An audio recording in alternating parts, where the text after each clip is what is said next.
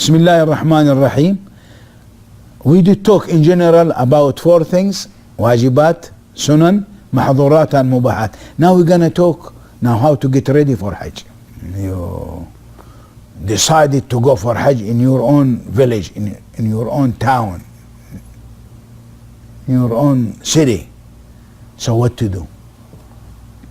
So here, whenever you decide to go and perform Hajj, please, I want to talk about a little things that I have seen it through my life. Alhamdulillah, I served Hujjaj for a long time. Alhamdulillah. Some of the brothers and sisters, I do highly appreciate their work and their willingness to come and perform Hajj. But Allah asks you to perform Hajj whenever you are able to do it, financially and physically. Don't take loan from banks for Hajj. Someone is saying, is someone doing this? Yes. Please don't take. Don't start your Hajj, the 5th pillar, with something haram, illegal. وأحل الله البيع وحرم الربا. Quran. So please don't take loan for Hajj. If you don't have money, Allah did not ask you to do so. And tell Allah, Ya Rab, I would love to go and perform Hajj. I don't have money. Allah will give you inshallah later. And if you don't do it, Allah will write in your sahifa that you did Hajj. We have all the time to think spiritually about Allah.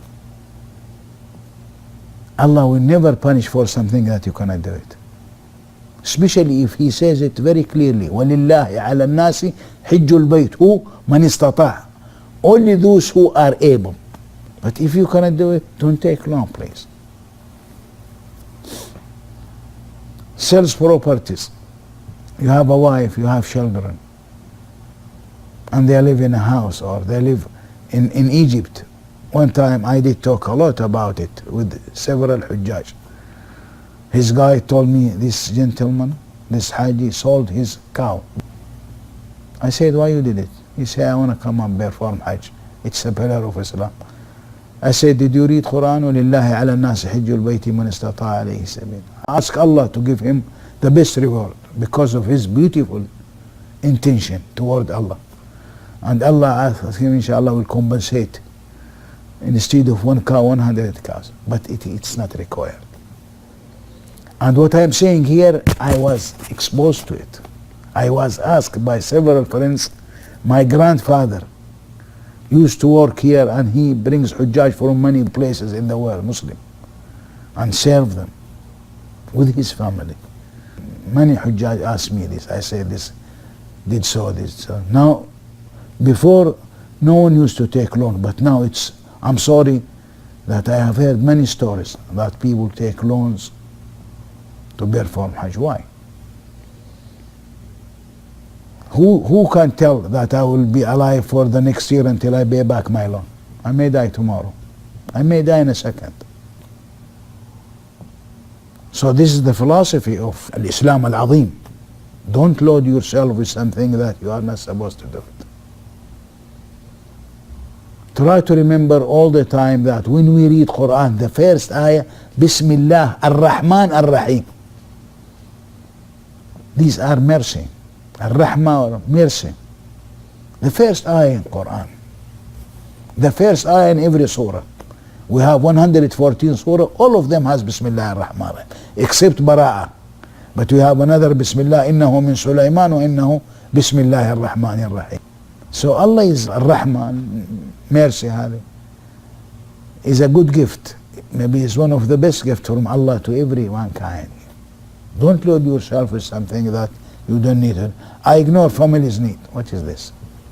You have a wife and you have children, and you don't have anyone to take care of them, especially in some places, and you leave them and come for Hajj. No. Be careful with these things. I'm sorry to say, some of these they are sick. Be careful with these things. Don't hurt any other Muslim, please. For the ladies now it's becoming also, I'm sorry to say, like normal. They come without mahram. The hadith is very clear. لا يحل لامرأة تؤمن بالله واليوم الآخر أن تسافر فوق 3 means 3 nights without mahram. And we said mahram is someone that she cannot marry for good, like a father, like a son, like a brother. Of course, husband is included, nephew. Please try to respect these things. Some ulama, for Shafi'iyya, said if there are many women together and she is sure that inshallah she will not expose to anything bad, she can do it. But none of them, see here I want to distinguish between them, none of them said she must do it. She will be allowed. Allowed is quite different than must. If she doesn't do it, Allah will never ask her to do it, inshallah. Because the hadith is very clear. Go in iddah also. Oh my gosh. Her husband died and she is in iddah. She gone perform Hajj? No. Hajj may be valid, but sins are there. So try this, I call it don't. Don't do it. And there are many of them. I'm just giving you examples. If you have a certain case, write to me. Or write to any alim. Inshallah they will answer you. I'm not alim, I'm a student. Lakin if you have something that I did not mention it here, feel free to write to me or to write to any alim and ask him about that certain things. Will I do it or not? Should I do it or not? Then the other side of the coin, do these things. Put spiritual need as priority. Try to live with Allah. Try to show him your weakness. Tell God, I'm poor. I need your mercy. I need your kindness. Please help me. Please forgive me. Talk to him. Pray for yourself. Pray for your mother. This is the best time to do it here in Hajj. Pray for your father. All these things are beautiful things. As I said, don't waste your time. Now in preparation, make the supplication for traveling. Pay debts or take permission from the creditor. Someone gave you $1,000 or rial or pound as a loan. You have to go to him, say, I'm going to perform Hajj. And inshallah I will give you your $1,000 when I come back. I expect to get some money after 6 months. Now I do have $1,000, but I want to make Hajj. Will you allow me to do so? If he said yes, he said, Jazakallah khairan, they perform Hajj. And put in your heart that this guy, I will give him the $1,000 as soon as I get it. If he said no, you cannot come. If he said no, please give me my $1,000, then you cannot go. You have to give him first before Hajj. Permission from parents. If you have an old father, an old mother, you go kiss their hands, tell them, Dad, Mom, I'm going to make Hajj. Try to give them very good words. I'll pray for you there. I will perform Umrah for you, Father. Dad, I will perform Umrah for you, Mom. Make them please. Talk to them so politely. Convince them when they say, go, Jazakallah khairah. We're going to pray for you too, son, to go and come back safely. Don't tell them, I don't care whether you allow me or not, I will go, it is Hajj. No. This is not the right way to deal with dad and mom. وصاحبهما في الدنيا معروفا ولا تقل لهما أف ولا تنهرهما. Be careful with these things. Reconcile with people before traveling. If there is something between you and friend, you will tell him, I'm going to Mecca. I will pray for you, please forgive me. And if anything happened between you and me, please try. Because sometimes quarreling takes place. When I was in Norman, Oklahoma, I stayed there for a while.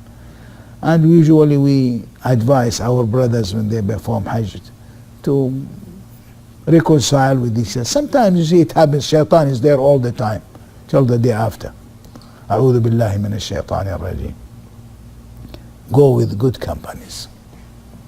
This is a very important point. Try to see someone or to check or to look for someone who knows the basic thing about Hajj, a religious guy, so he can help you. Because during your trip back and forth, you will be exposed to many things that it's not discussed here. Then you tell him, what do you think? If he is alim, then he will. Alhamdulillah, now in many of these mutawif, they have a certain man who knows about Hajj. Ask them if you have any question.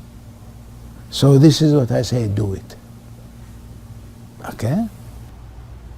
So I will end up this lecture with a quiz. Please read it home. Try to answer it. If not, go back to the slides, read them, and if you cannot answer them, I will be happy to help you. You either email me or talk to me. سبحانك اللهم وبحمدك أشهد أن لا إله إلا الله أستغفرك وأتوب إليك. السلام عليكم ورحمة الله وبركاته.